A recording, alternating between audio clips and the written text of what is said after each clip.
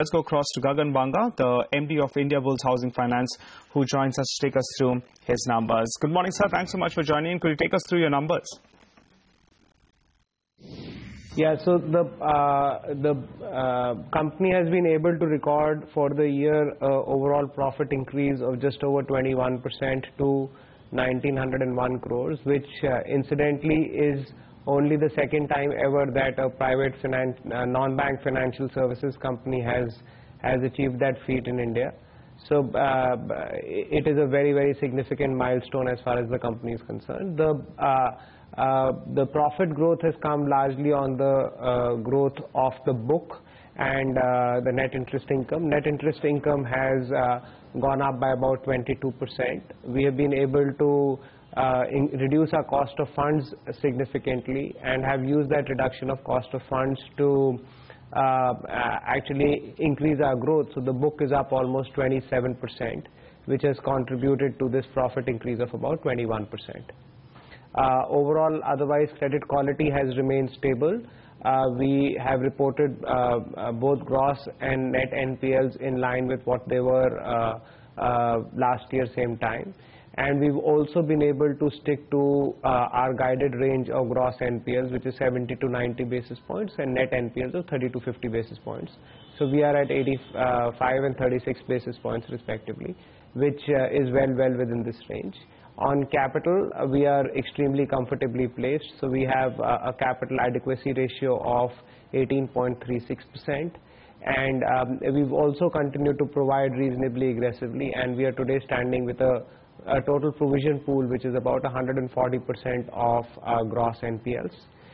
Given the strong fundamentals on which the company is standing, the board has also recommended an interim dividend of 9 rupees per share for the quarter.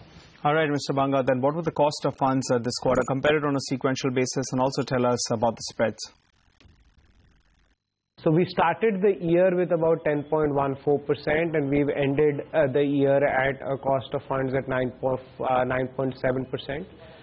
This reduction has happened largely on the back of, in July of 2014, we had received an upgrade in our credit ratings, which has helped us decrease our bond cost, especially the incremental bond borrowing cost, by almost 130 basis points, which has been the significant contributor to the overall cost of funds reducing by about 40 basis points in the year. All right, then your gross NPLs have been, as usual, stable this quarter. Then what's the outlook for FY16?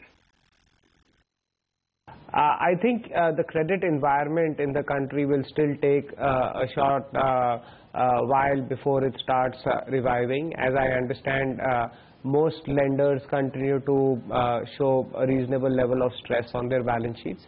Fortunately, mortgage lenders have been blessed with stable asset quality, and so are we. And my sense is that even through financial year 16, we will be broadly in the same asset quality range of between 80 and 90 basis points for gross and about 30 to 40 basis points for net. So it should remain in a very, very tight range.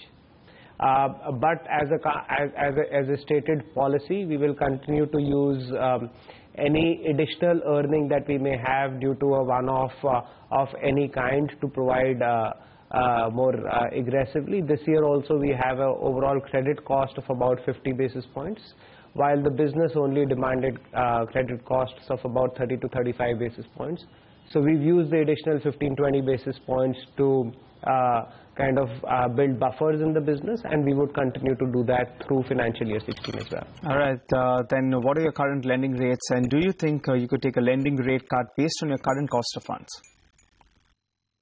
We've already reduced earlier this month our prime lending rate for home loans of up to 50 lakhs from 10.1% to 9.9%, and all other loans have followed. So some have been reduced by 10, some others by 20 basis points.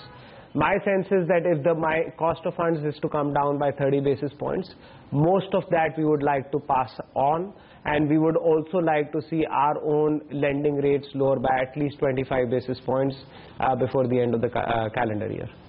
All right, Mr. Banga, thanks so much for joining in this morning and, in fact, running us through your numbers.